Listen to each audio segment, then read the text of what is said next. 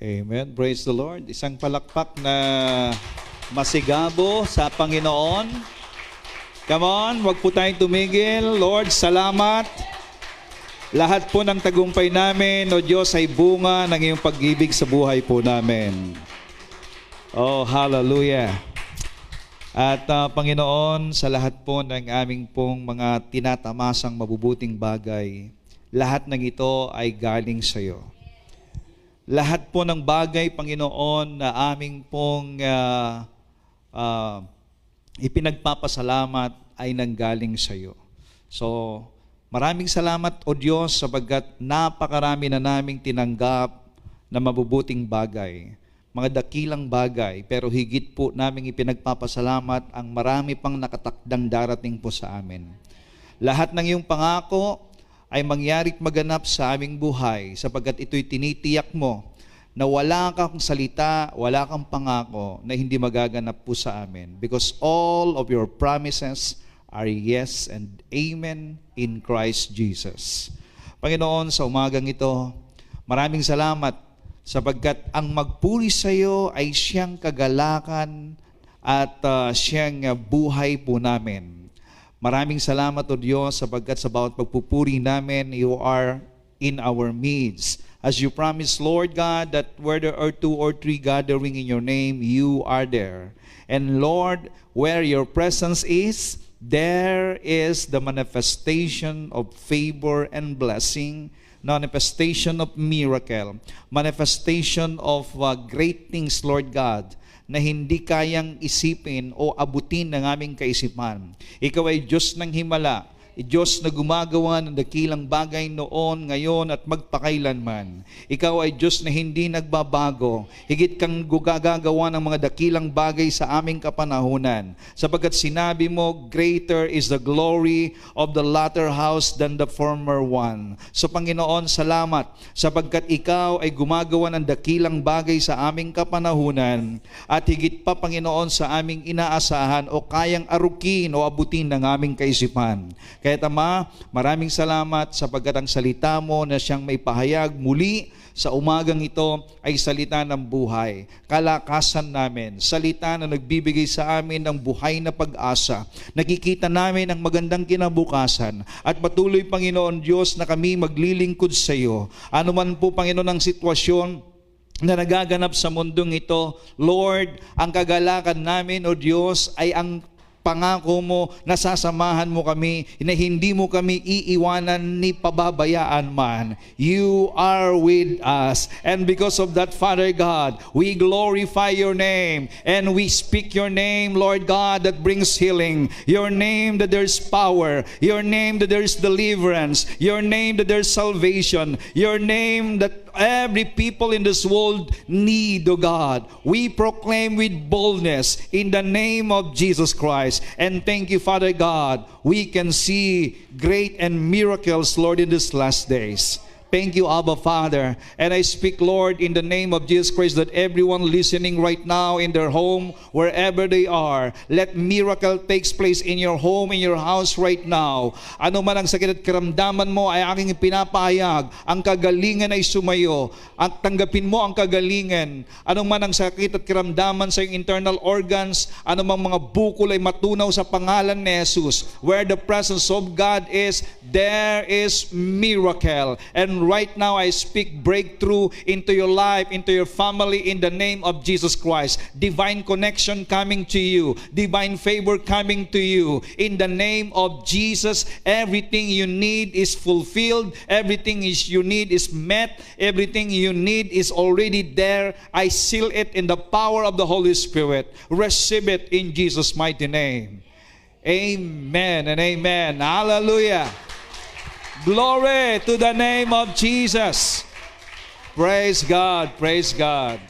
Amen. Sabihin mo nga sa katabi mo, there is healing in the name of Jesus. And another one, there's power in the name of Jesus. There is prosperity in the name of Jesus. There is good news in the name of Jesus. Amen and amen. Glory to God. Praise the name of the Lord. So, congratulations sa lahat po ng mga kabataan natin na Alam ko po hindi po yan by chance, but it was destined by the Lord for you to na makapasa. Pero gusto ko pong ipaabot po sa inyo, lahat ng tagumpay natin sa mundo ay pansamantala lamang. Lahat ng anumang bagay na meron tayo sa mundo ay panlupa lamang. Ang tanging magbibigay ng eternal value and eternal benefits is no other than the Word of God. It is God Himself. It is Jesus. So, lahat ng bagay na meron tayo, salamat sa Diyos. At dapat lang na ma-recognize ng lahat ng tao na ang ating pong tagumpay ay galing sa Kanya. At ang mga bagay na ipinagpapasalamat natin, na tagumpay natin dito sa lupa na hinahangad natin, mga kapatid, ay panglupa lamang. At ang walang hanggang pasasalamat natin sa Diyos at ang siyang pundasyon ng ating pagpupuri sa Panginoon ay walang iba kundi ang binigay ng Diyos sa atin, at siya ay walang iba kundi ang anyang anak na siyang tunay na buhay. Ang pangalan niya ay Jesus. Jesus Christ. Shall we give Him the glory, the praise, and honor? Come on. Palakpakan natin ang ating Panginoong Jesus. Amen. Will you shout it out? Thank you, Jesus. Whoa, glory. Hallelujah. Sapagkat lahat po ng bagay sa mundong ito, mga kapatid, ay kakalawangin, masisira, matutunaw, maluluma, mawawala. Kahit yan ay salapi, pera man yan, kayamanan, bahay, lupa, mawawala po lahat yan. They are just passing by. At maging po tayo, ang katawan natin ay pansamantala lamang dito sa lupang ito. Pero yung tinanggap natin na regalo mula sa Panginoon ay pangwalang hanggan. Siyang tunay na kailangan ng lahat ng tao. At yan po ang dahilan kung bakit tayo nagpupuri, nagpapasalamat sa Diyos. Because we have Jesus. We have eternal life. We have the love of God because of Jesus Christ. We have everything we need because of Jesus Christ. At yan po ang kailangan mo, kailangan ng pamilya mo, kailangan ng lahat ng tao na nabubuhay sa mundong ito. Everything in this world is useless. Walang kabuluhan lahat ng bagay, lahat ng tagumpay natin sa mundo kung wala si Jesus sa buhay po natin.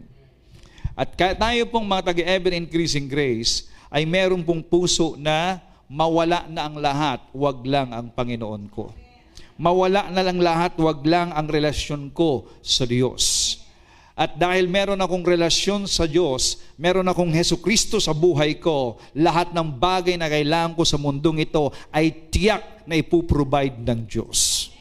Hindi ka pagkukulangin ng Diyos. Hindi ka papaghirapin ng Diyos. Ayaw ng Diyos na makita ka na ikaw ay naghihirap o nagdurusa. Gusto ng Lord lahat ng pangangailangan mo at ang kagalakan mo ay mag-umapaw sa puso mo habang ikaw ay nandito sa mundong ito. At kung ang dahilan kung bakit tayo nandito ay para maglingkod sa Kanya, at ang paglilingkod na ito ay ang pagpapahayag na siya'y mabuti at ang tungkol sa tinapos na gawa niya doon sa krus ng Kalbaryo. Amen. Praise God. So let's go to the Word of God today. And to everyone joining us, thank you so much. Okay, nandyan si Eloisa Martirontal.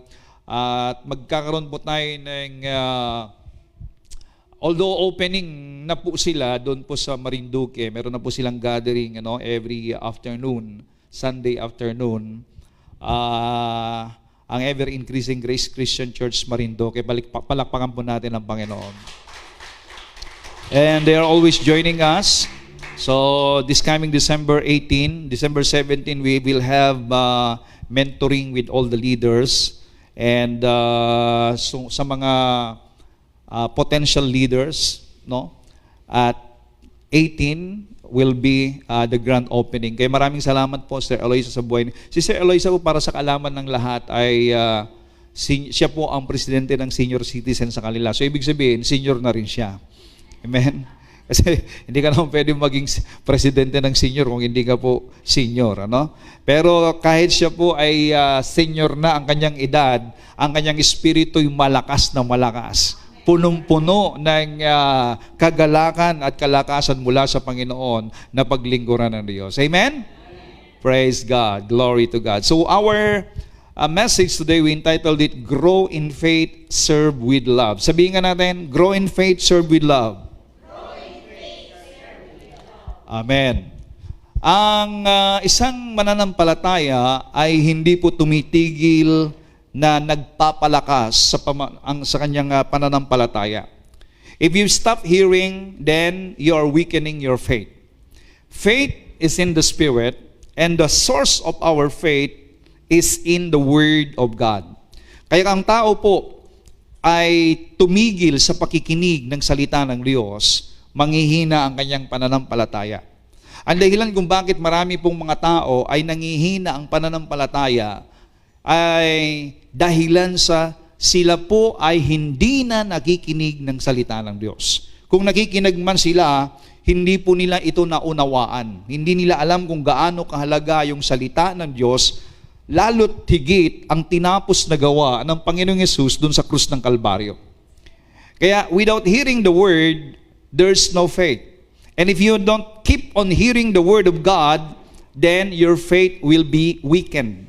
Kaya kapag kokonti lamang na problema, hindi naman talaga problema, pinoproblema na. Yanig na siya. Siya po ay lumulubog na sa kumunoy. Konting bagyo, konti lamang po na problema, naaanod na. Pero ang tao pong matatag sa pananampalataya, kahit na anong unos yan, kahit anong signal ng bagyo na darating sa kanyang buhay, kahit anong problema yan, nananatili siyang matatag sapagkat siya ay punong-puno ng salita ng Diyos na kanyang narinig at pinapaniwalaan niya na lahat ng pangako ng Diyos ay totoo at anuman ang sitwasyon sa buhay, ang mangyayari sa huli ay ang salita ng Diyos. Ang final say sa kanyang paniniwala, ang final say is not the problem, it's not the issues, it's not the opinion of men, but the final say is the Word of God. Sabihin nga natin, the final say is the Word of God.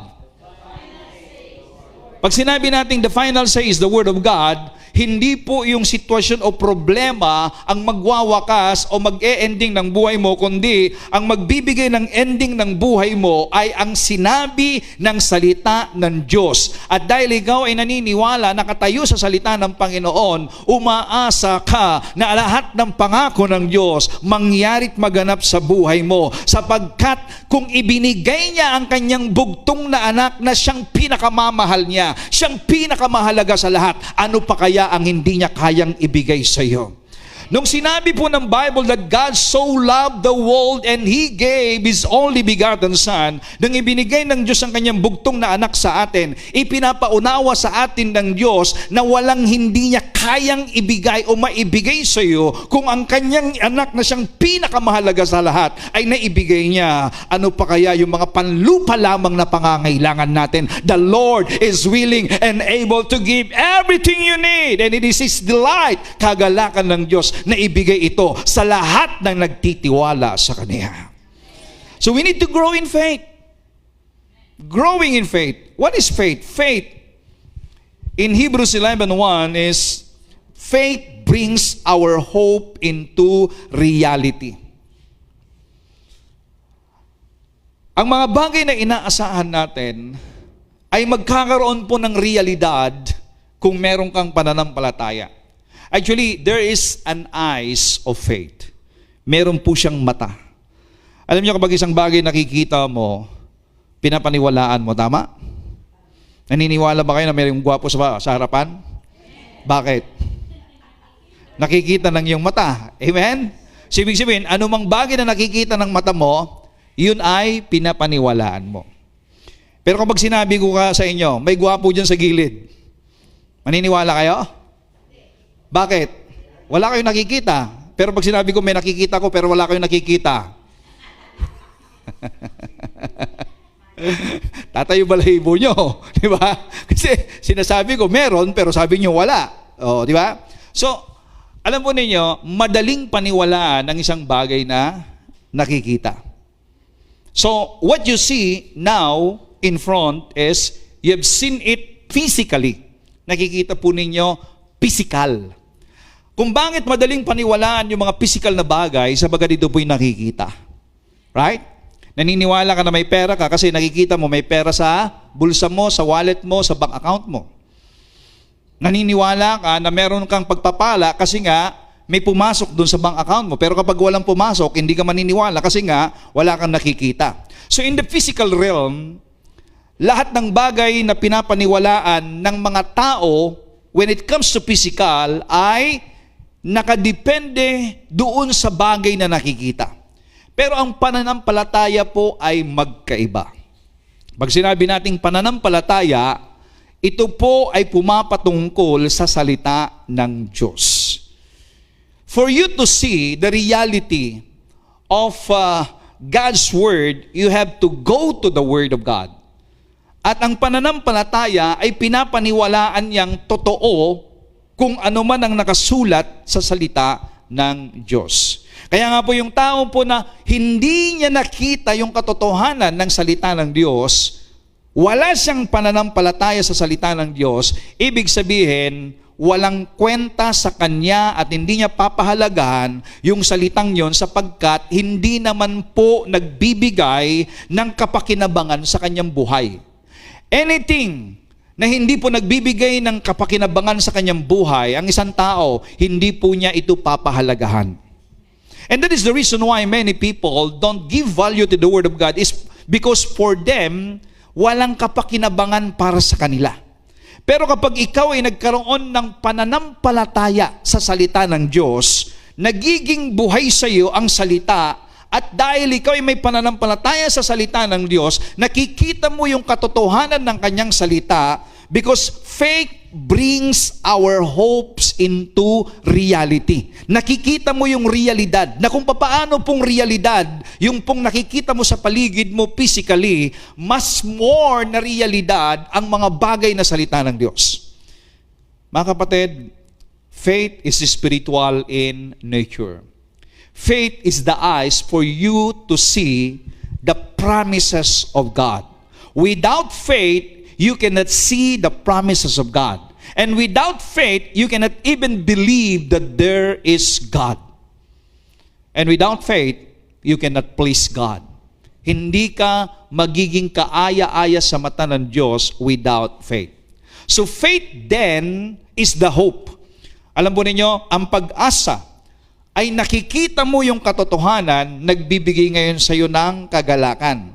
So, it becomes the foundation needed to acquire the things that we long for. See? The foundation needed to acquire the things we long for. So, faith is the hope for us to see what we cannot see in the physical. And faith is the foundation needed to acquire the things that we long for. It is all the evidence required to prove what is still unseen. So napakahalaga po ang pananampalataya. Kaya mga kapatid, let your faith become alive. Ang tao po na buhay ang pananampalataya ay laging masigla na naglilingkod sa Diyos. Walang problema na po pwedeng yumanig sa Kanya o tuminag sa Kanya o di kaya mag-shake sa Kanya o magpanlamig sa Kanya o magpahina sa Kanya. Kung ikaw ay malakas sa pananampalataya, nothing can shake you, move you, or even destroy you or weakening you. You are always strong and moving, energetic, and you can always shout it out, God is good all the time. Bakit mo masasabing God is good all the time kahit na pangit na po ang nangyayari? Sapagkat hindi po yung pangit na nangyayari ang siyang ending ng buhay mo. Hindi yan ang plano ng Diyos. Ang plano ng Diyos ay yung pong kanyang salita, yung kanyang pangako. At kung ikaw ay mayroong pananampalataya, ang nakikita mo na mangyayari sa buhay mo, hindi yung pangit na sitwasyon ngayon, kundi yung pangako ng Diyos. You gotta believe that the promise of God will surely come to pass into your life. So, the importance of faith in our lives. Bakit napakahalaga na tayo po'y lumago? Sapagkat ang pananampalataya po'y napakahalaga. If you're living in this world without faith, kapatid, you're living in your own way, in your own strength, and you have no destiny. Wala pong patutunguhan ang buhay ng isang tao na walang pananampalataya sa Diyos. Although they know in their heart that there's God. Because everyone, every man, every person living in this world, they believe in their heart that there is God. There's someone powerful behind sa mga bagay na nangyayari sa mundo. Alam nila na merong isang makapangyarihan. O pwedeng hindi nila kikilalanin ang Diyos na ating pong ipinapahayag, but they know in their heart that there is someone powerful behind these things na mga nangyayari, nagaganap sa mundong ito. More powerful than the powerful president.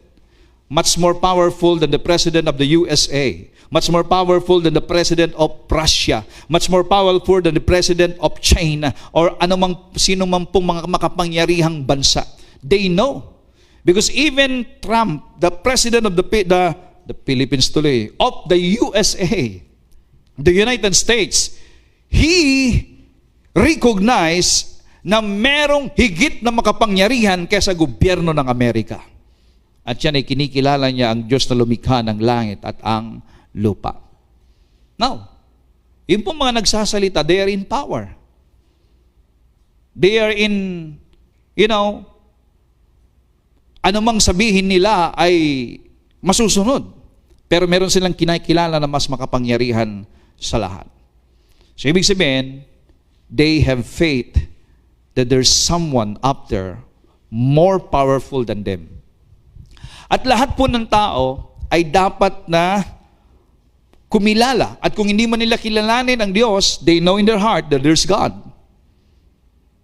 Pero tayo pong mga sumasampalataya sa Panginoon, we are feeding ourselves with the Word of God na siyang nagpapatatag sa pananampalataya sa bawat araw. So the importance of faith in our lives, it strengthens our relationship with God.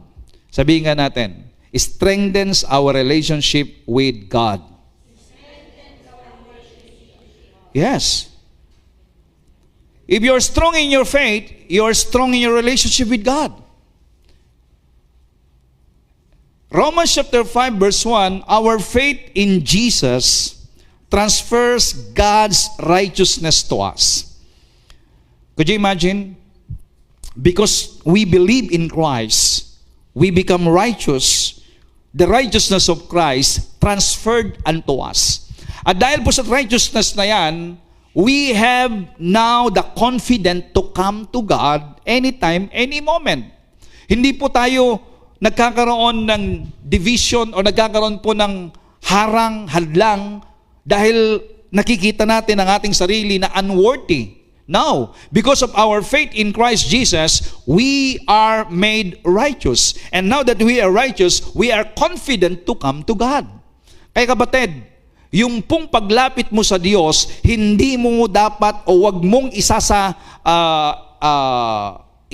it will cause on your righteousness.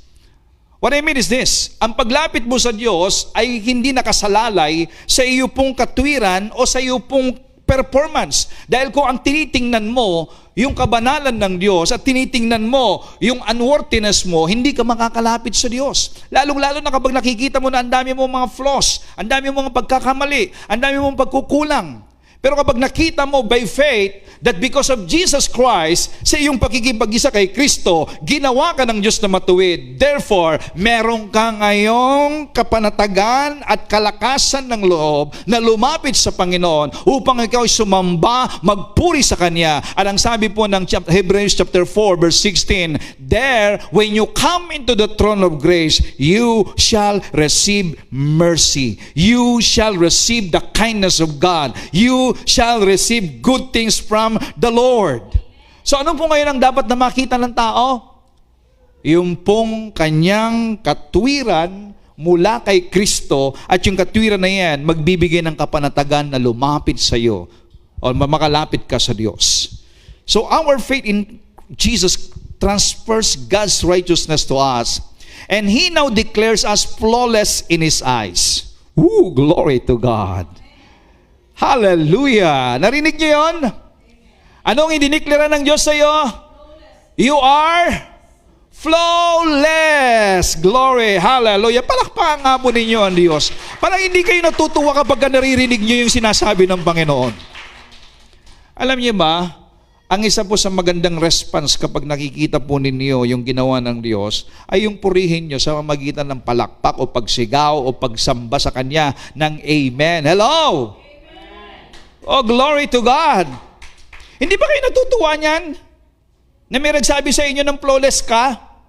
Ni minsan nga, hindi nasabi ng kapitbahay mo yan sa iyo eh. But praise God, you are flawless in the eyes of God.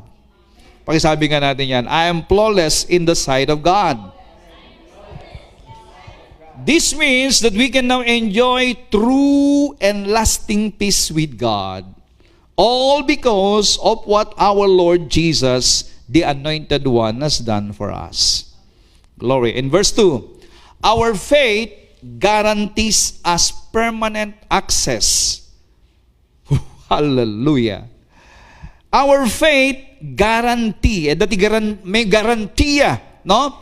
Na meron po tayong permanent access. Pag sinabi pong permanent access, kapatid, anytime, any moment, 24/7, you can enter in to the throne of God. Permanent access. Kumbaga sa isang hotel na mamahalin, hindi ka basta-basta makapasok kung wala ka pong access. O wala ka pong ID, o wala ka pong membership card. Tanging mayayaman lang ang pwedeng merong ganun, no? Ibig sabihin, yun lamang member, at hindi ka pwedeng maging member if you don't have hundreds of millions as a membership fee. E paano ka ngayon makakapasok kung wala ka namang card? So kinakailangan mayroong kang card. Hello? Sa kalangitan naman, mga kapatid, hindi ka basta-basta makapasok doon. Pero tayo, dahil po sa ating pananampalataya kay Kristo, meron kang permanent access. Hindi po siya nag-expired. Hindi po siya pinapalit-palitan. Mula nung binigay ng Diyos sa iyo ang selyo ng kaligtasan, ikaw ngayon ay merong pananampalataya, ginawang matuwid. You have permanent access into this marvelous kindness that has given us a perfect relationship with God. Did you imagine? Yung po, come on, ituloy natin. Palakpakan natin ang Panginoon. Yung pong marvelous kindness na yan po yung marvelous grace of the Lord. The other words for kindness dyan is grace. And we know that grace is the unearned, undeserved, unmerited favor of the Lord. In other words, hindi ka nagpagod, hindi ka po hindi dahil sa galing mo, hindi dahil sa pagod mo, hindi dahil sa effort mo, pero pinagpala ka ng Panginoon. Sino nag-effort? Sino nagpagod? Sino nagsakripisyo? Ang Panginoong Hesukristo. Oh, glory to God! Kaya nga po ang tawag sa atin, believer. You are a believer, meaning you believe all things that the Lord has done, everything that the Lord has done at the cross of Calvary. At dahil ikaw ay believer, ikaw ay beneficiary sa lahat ng gawa o ng tinapos na gawa ng ating Panginoong Hesukristo. So what incredible joy burst forth within us as we keep on celebrating our hope of experiencing God's glory. Kaya po yung pong nabubuhay sa pananampalataya, meron pong overflowing joy na naglilingkod sa Panginoon. Actually, listen to this. Pag ikaw po'y merong buhay na pananampalataya, what you can see in this world is less value than those things in the kingdom of God. Makikita mo na walang halaga ang mga bagay sa mundong ito kumpara sa mga bagay na meron sa kaharian ng Diyos. Higit sa salita ng Panginoon. Kaya nga, nothing in this world can satisfy me. Sabi po ng isang awitin, nothing in this world can satisfy me. At sinabi rin po ni Lord in 1 John chapter 2, verse 15, 16, sabing ganon, na ang mga bagay sa mundong ito ay panlupa lamang. Lahat ay mawawala. And if you love all these things in this world, the love of the Father ay wala sa inyo. Ano po yung tatlong bagay? There are three things that remain. 1 Corinthians 13:10, there are three things that remain. Ano po yung tatlong yan? Faith, hope, and love. Okay. Yet, love surpasses them all. Tatlo na mahalaga po, habang tayo po nandito sa mundong ito, tatlo po ang mahalaga na dapat po nating pahalagahan sa buhay natin bilang mananampalataya. Faith, hope, and love. Dapat nabubuhay ka na merong pananampalataya, nabubuhay ka na merong pag-asa, at nabubuhay ka na merong pag-ibig. Pero, according to this verse, yet love surpasses them all. Ang pinakamahalaga sa lahat ay pag-ibig. So above all else, let love be the beautiful prize for which you run. Kaya kapatid, sabi nga ni Apostol Pablo, kahit meron akong pananampalataya, na yung pananampalatayang yan ay napalipat ko ang bundok, tumilapon po doon sa karagatan. Dahil po sa pananampalataya, lahat ng mga patay dyan sa sementeryo ay nabuhay. Dahil sa pananampalataya, nakagawa ako ng himala. Pero kung wala naman akong pag-ibig, para lamang akong batingaw na umaalingaw-ngaw.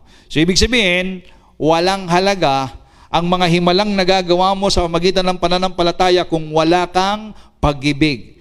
So, kahit na ano po yung pag-asa na nakikita natin, kahit nakikita natin, wow, I have a very good future na itinakda ng Diyos sa akin. We are excited on that. Punong-puno tayo ng kagalakan. Pero wala naman tayong pag-ibig, then walang kwentang lahat ng yan.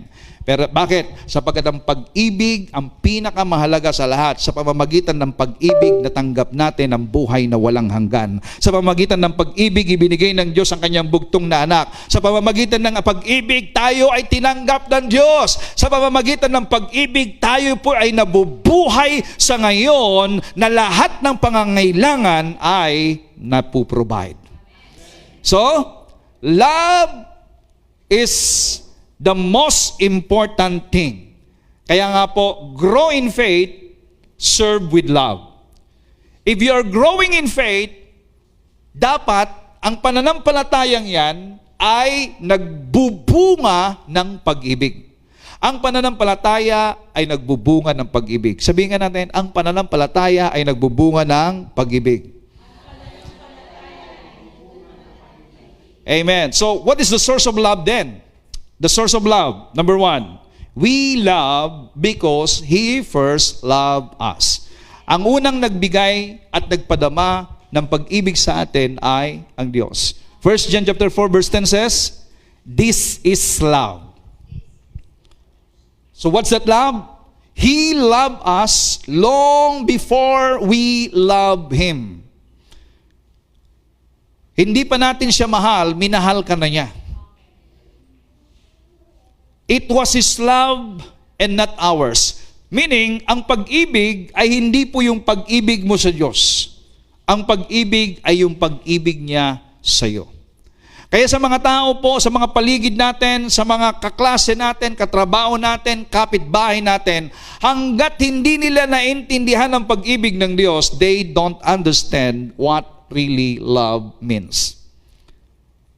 And even you, hanggat hindi natin naintindihan ang pag-ibig ng Diyos sa atin, we don't really understand what is the meaning of love.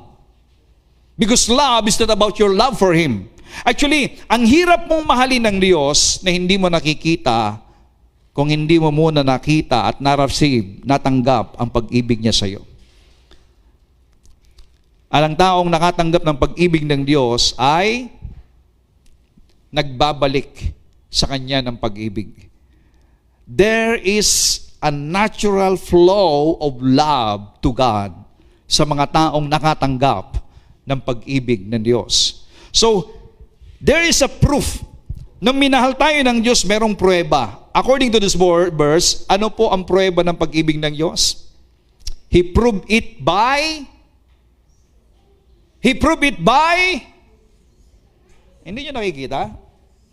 He proved it by sending His Son to be the pleasing sacrificial offering to take away our sin.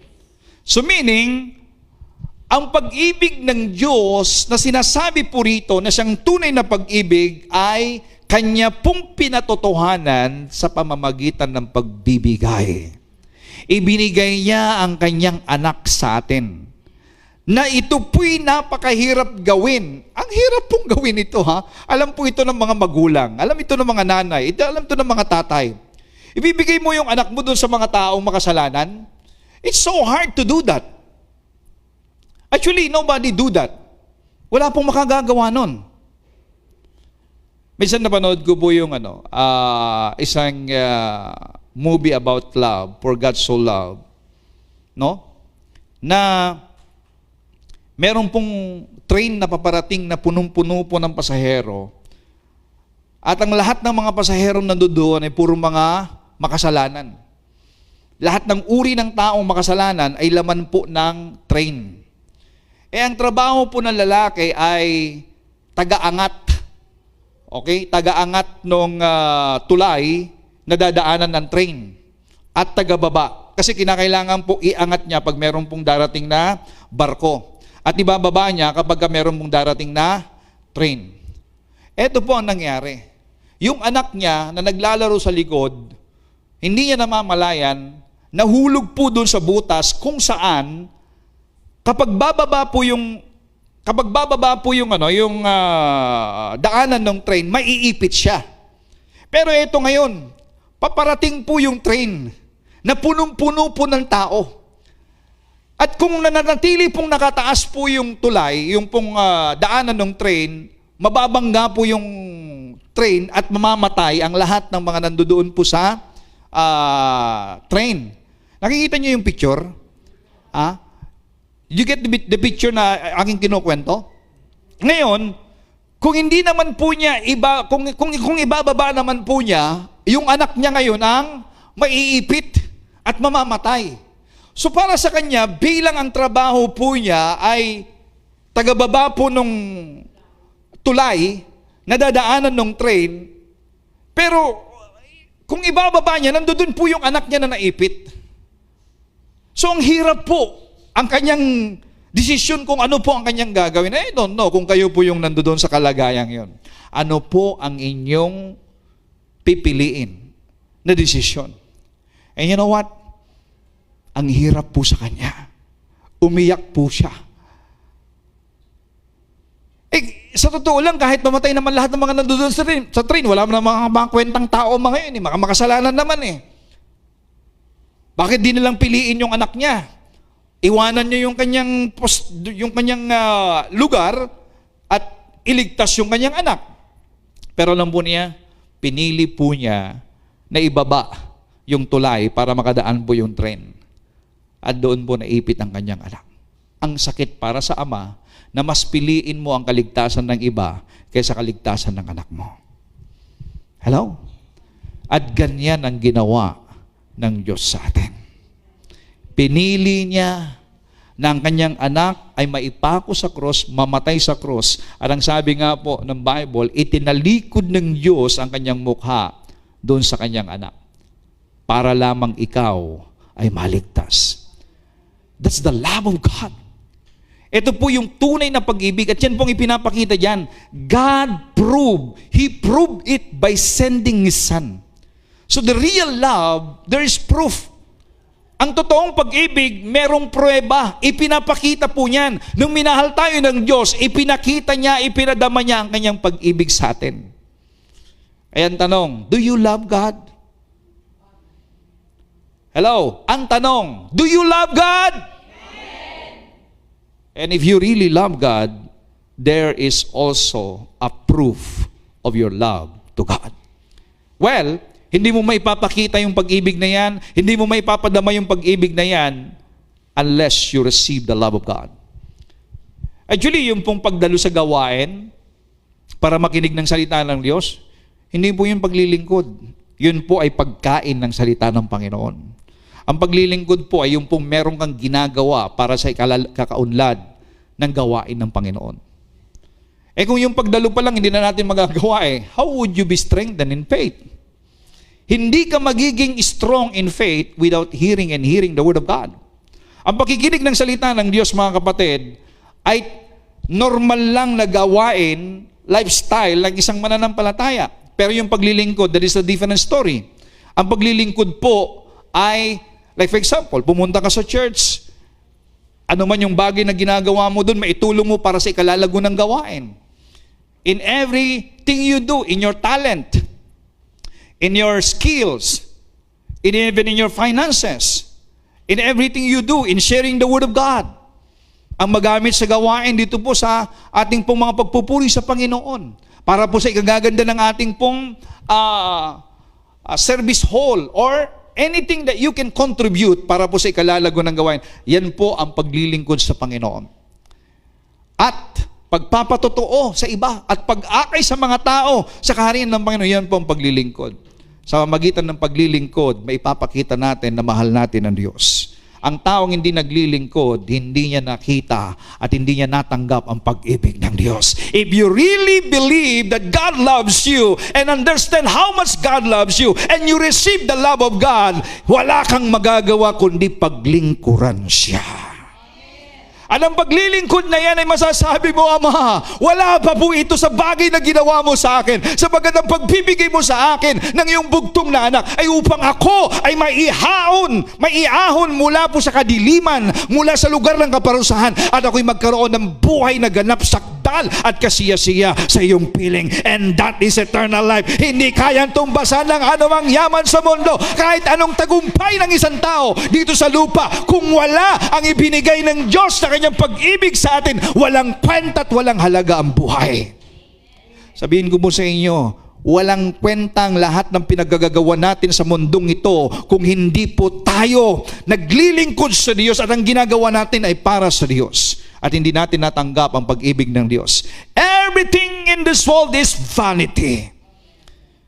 Ang sabi po ni Solomon, everything in this world is vanity. Walang kabuluhan ng lahat ng bagay, sapagkat ang bagay na ginagawa ng isang tao na hindi po o walang koneksyon sa mga bagay ng Diyos, it will end up to nothing. It will end up to damnation. It will end up to be destroyed. But everything you do in faith, everything you do in Christ, everything you do in the Lord, everything you do by faith in Christ Jesus, it will bring glory and give glory to our God, and that is your response to the love of God.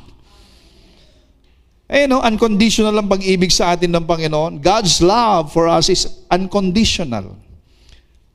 Pakisabi nga natin, God's love is unconditional. If you understand this, you can also serve God unconditionally. Bakit? Unconditional. Wala pong kondisyon ng pag-ibig sa atin ng Panginoon. Hindi po niya tayo minahal nung tayo po bumango na, o gumanda na, o nagkatrabaho na, o naging mabait na, o nagbago na. That's not the way God loves you. God loves you even while you are yet sinners. According to this verse in Romans chapter 5 verse 8, God clearly shows and proves His own love for us by the fact that while we were yet sinners, Christ died for you. Namatay siya nung ikaw ay makasalanan pa. Alam niyo ba that when you receive this unconditional love of God, ang paglilingkod mo sa Lord is unconditional din. Hindi yung puro kondisyon ng paglilingkod ng tao. Alam po ninyo, ang church na ito, ang paglilingkod sa Diyos ay hindi po puro kondisyon. Ano po yung kondisyon? Lord, maglilingkod ako sa iyo kung bibigyan mo ako ng mabait na asawa, mayaman na ka-video call, ka-penpal, wala nang penpal ngayon no? Lord, maglilingkod ako sa iyo kung makakapasa ako, pero pag di ako makapasa, Lord, papaano na yan? Yun ang kondisyon ko sa iyo. Anong kondisyon? Minahal ka ng Diyos, walang kondisyon. Makapasa ako o hindi. Ano man ang kalagayan ko sa buhay, dahil narinig ko, nakita ko, naramdaman ko kung gaano mo ako kamahal, maglilingkod ako sa iyo hanggang sa huling hining ako. Ibig naman, ang dami-daming kondisyon sa paglilingkod. Lord, Lord, isa pa. Bigyan mo naman ako, Lord, ng isa pang kondisyon para makapaglingkod naman ako sa iyo, Lord. Anong isa pa? Si Lord minahal ka, walang kondisyon. Amen? Ang ating pong isisigaw dito ay eto, Lord, ano man ang mangyari sa buhay ko, sa mamatay o sa mabuhay, sa maghirap o guminhawa, ano man sitwasyon, bumagyo, lumindol, magkaroon ng baha, o magkaroon man ng kaginhawaan, magkagulo man ang mga politiko sa Pilipinas, maglilingkod ako sa iyo. Ipapahayag ko na ikaw ay Diyos na mabuti, ikaw ay Diyos na hindi nagbabago noon, ngayon at magpakailanman, at ipinadama mo ang iyong pag-ibig sa lahat ng sangkatawan. Minahal mo ako na ako'y makasalanan pa. Therefore, all the days of my life, I will serve you.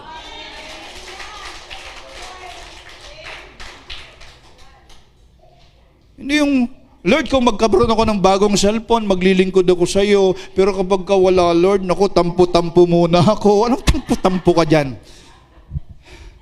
Hello? Oh, glory to God. That is the source of God's love for us.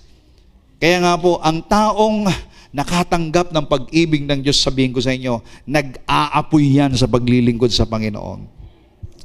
Okay, the manifestation of love in our lives. Tingnan nyo pag tinanggap mo yung pag-ibig ng Diyos, ito po yung manifestation.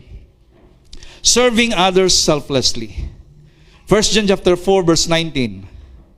Our love for others is our grateful response to the love God first demonstrate to us. See? Hindi po tayo nagmamahal sa iba at naglilingkod sa iba para mahalin nila tayo. Kaya mahalin tayo o hindi, tanggapin tayo o hindi, mag-response sila o hindi, mahalin tayo na gumawa sila ng mabuti sa atin o hindi, mamahalin natin sila at paglilingkuran. Why? Sapagkat ang basihan ng ating paglilingkod sa kapwa ay hindi sa response nila, hindi sa ginagawa nila sa atin, kundi sa ginawa ng Diyos sa atin. Sa tinanggap natin na pag-ibig mula sa Diyos.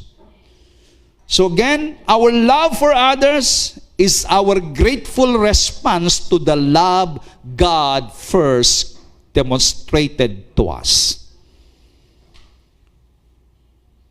Hindi po tayo katulad ng mga religious people na hindi, maglilingkod ako sa Kanya, mamahalin ko siya. May kondisyon tayo. Ang kondisyon, depende sa kanilang ginagawa sa atin. Depende yung kanilang performance. Depende sa kanilang mga aksyon. Now, that's not the way we serve our brethren. We serve them with the love of God, based not on their performance, but based on the love that we receive from God.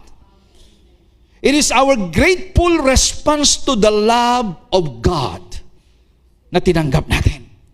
Sapagkat nung tayo po ay nakipag-isa kay Kristo, tayo po'y nagkaroon ng the same nature with God. The very life of God, the Zoe life of God, the very nature of God becomes our nature. You must understand that. We're not trying to be good in our action. Hindi tayo katulad ng mga religious people na nagpapakabait ka at pilit mong magpapakabait, pinipilit mong maging matuwid, pinipilit mong maging banal, pinipilit mong mapagmahal. Hindi mo pinipilit yan, kapatid. Ikaw ay mapagmahal because you have the nature of God once you are in Christ. You are a new creation, and that new creation is the very nature of God. Hallelujah. Galatians chapter 5 verse 13, doon po sa pinakahuling bahagi, ang sabi, constantly love each other and be committed to serve one another. Committed. Sabi nga natin, committed. Hindi committed. Committed. To serve one another. Hindi kayo nagbibilang. Ang dami ko nang naibigay sa iyo, wala ka bang naibibigay sa akin. Ang dami ko nang nagawa sa iyong kabutihan, wala ka pang nagagawa sa akin. Mga kapatid, meron man silang may response, may reply, o may ibigay sa iyo, o may ibalik sa iyo, o wala. We have to love them and to serve them because the basis of our love, the basis of our service, the basis of what we are doing is not about what they are doing unto us, but because of what the love that we receive from God. The basis of everything we do is all about the love of God. Kaya po, we are ever increasing in love, in grace, in service to the Lord because we receive the ever increasing love, the ever increasing grace of our God. By understanding what the Lord has done for us. Glory to God. So this is the manifestation of love in our lives, to serve selflessly. And even number 2, forgiving as we have been forgiven. Maging po sa pagpapatawad. Ang mga Kristiyano pong nasa biyaya ay hindi po nagdadala ng sama ng loob sa puso. Unforgiveness, bitterness, rebellion, or anything in the heart will destroy a person's heart. That is a spirit that is not of God. Any spirit that comes not from the Lord, it will destroy a person's character. And it will destroy you. It will destroy the happiness, the joy in your heart to serve God. At yan po ang gusto ng diablo. Ang lagyan ng bitterness, ng pait, ng unforgiveness, ng rebellion sa puso ng isang tao. If you know, listen to me, kapag nararamdaman nyo na meron kang bitterness o sama ng loob, you have to cast it out because that's not of God. If you allow it to remain in your heart, it will destroy you. It will destroy your joy, the joy of your salvation. You cannot enjoy the joy of your salvation. You cannot enjoy the presence of God. You cannot enjoy and even see the clarity and even the reality of the Word of God. Pag meron ka sa puso mo ang mga bagay na bitterness, unforgiveness. Kaya ang sabi po dito in Ephesians chapter 4 verse 32, become useful and helpful and kind to one another. Be useful and helpful and be kind to one another. Tender-hearted, compassionate, understanding, loving-hearted, forgiving one another readily and freely as God in Christ forgave you. Bakit sinasabi po nito na Apostol Pablo? Sapagkat ang tao pong nagdadala ng sama ng loob, yung palang salita na sama ng loob, hindi na maganda eh. Sa tingin mo, kung pag ay sama ng loob yung nasa sayo, ano mangyayari sayo? Magandang loob? No. And that sama ng loob, it is the spirit that comes from the devil. I want to tell you this, church. Maging po sa mga nakikinig sa atin online. Through grace, we are perfect. We are righteous. We are holy. No evil spirit can penetrate into our spirit. And no one can change our position in the Lord. We are perfectly, completely holy before God. But in your soul part, in your mind, in your emotion, and even in your will, it's not perfect. You need to be determined to transform your mind and your heart and your emotion through the Word of God. Nape-penetrate ng sama ng loob ang emosyon. Kaya nga po, ang basihan ng ating pag-ibig sa Diyos ay hindi po doon sa damdamin natin. Kasi ang damdamin nagbabago. Ang damdamin ay nag-iiba. Paiba-iba po yan. Maski po yung pag-ibig mo sa iyong kapwa, dapat hindi po nakadepende doon sa kanilang aksyon o sa kanilang response sapagkat paiba-iba po ang ginagawa ng tao. Our love to people and our love to God should be determined and founded in the Spirit na hindi nagbabago. Hindi nagbabago ang pag-ibig ng Diyos sa iyo. At dahil hindi nagbabago ang pag-ibig ng Diyos sa iyo, kung doon na kung pundasyon ang pag-ibig mo sa Kanya at pag-ibig mo sa kapwa, kahit magbago ang lahat, hindi magbabago ang pag-ibig mo sa iyong kapwa.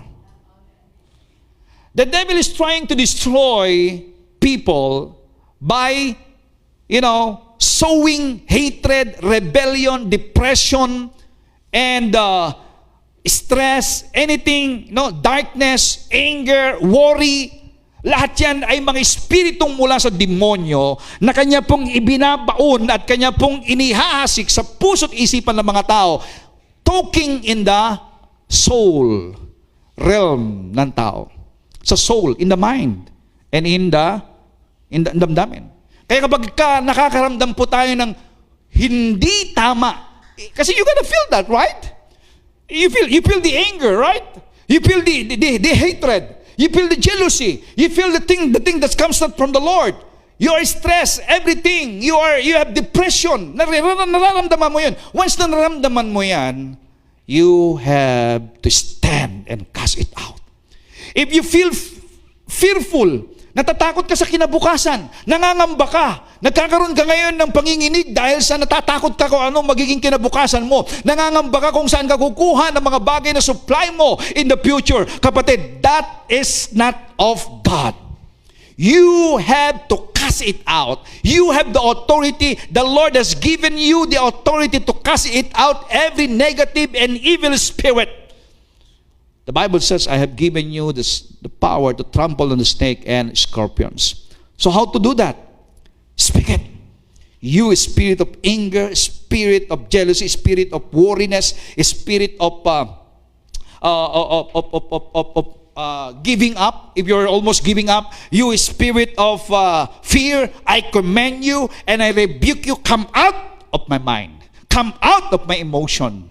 And I welcome the love of the Father. Holy Spirit, fill my mind. Holy Spirit, fill my heart with your love. Fill my heart with faith. Fill my heart with hope. And let my life, my whole body, my whole being, the spirit, my soul, my mind, my emotion, and my will be filled with your promises. And let the joy of the Lord overflow into my heart. You have to speak that and begin to praise God. Amen?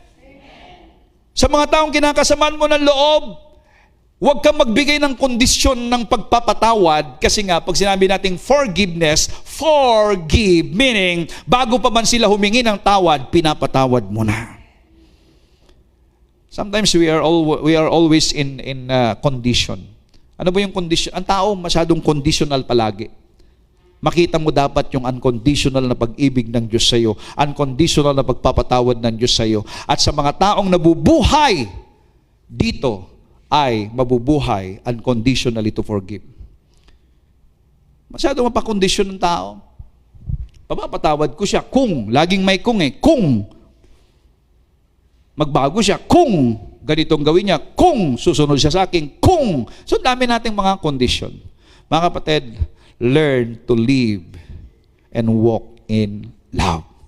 The unconditional love of the Father. Hello? Andiyan ba kayo? Amen and amen. Glory to God. So, actually, meron ba po ito pero I want to end in this. Ano man po yung ating ginagawa, do it in love. Grow in faith, serve with love. And all of these things, we can do it because of the love of the Father. So soak yourself, expose yourself, allow yourself to receive the fresh and the brand new love of the Father every day. Kaya napakahalaga po yung pananalangin, yung pagbibigay mo ng oras na ikaw ay nangungusap sa Lord, ikaw ay nagbibigay ng papuri sa Panginoon. Hindi po pwedeng ang minemeditate mo lagi problema, yung kinabukasan, yung sama ng loob, yung ginawa sa iyo ng ganito. That's not the life of a Christian. A life of a Christian is always meditating on the promise of God, always meditating on the love of God, so that you can walk in love. Kasi po ganito yan, kapatid, listen. You cannot demonstrate the unconditional love of the Father unless you allow the Holy Spirit to pour it out, the love of the Father in your heart every day. Worship. Andyan po sinasabi ko that we must learn to worship God alone in our room, We should have an alone moment with God. That is your love moment with God. That is your intimacy with God. Na kung paano ang mag-asawa, meron po silang moment with them, alone moment with them, just to put it out, the love of each other. Ganyan po ang Kristiyano sa Diyos. That is a relationship with God. Relationship is you always have time to commune with Him. Relationship with God is you always have time to receive His love and to say, I love you, my Father, my Abba. If you understand how much He loves you unconditionally, and then ikaw naman ngayon, Lord, I am here. I am loving you because you love me first. And then I will serve you. Kung paano pong ipinadama ng Diyos ang kanyang pag-ibig sa atin sa pamamagitan ng pagbibigay niya ng kanyang anak. Nagbigay siya. Eto ngayon, buhay ko man ay aking ding ibibigay. Hindi para gantihan ka, kundi bilang pagpapakita rin naman ng pag-ibig ko sa iyo, sapagkat nakita ko ang pag-ibig mo, sapagkat ikaw din naman at sa iyo din naman nang galing ang lahat ng bagay na tinatamasa ko, maging ang buhay ko. Therefore, ibinibigay ko sa iyo, paglilingkuran kita habang ako'y nabubuhay. At ang pinakamahalaga sa buhay ko ay ang maglingkod sa iyo. Ang kagalakan at kalakasan ko ay ang maglingkod sa iyo. Ang ipahayag na ikaw ay mabuti. Ang maglingkod sa lahat ng mga tao.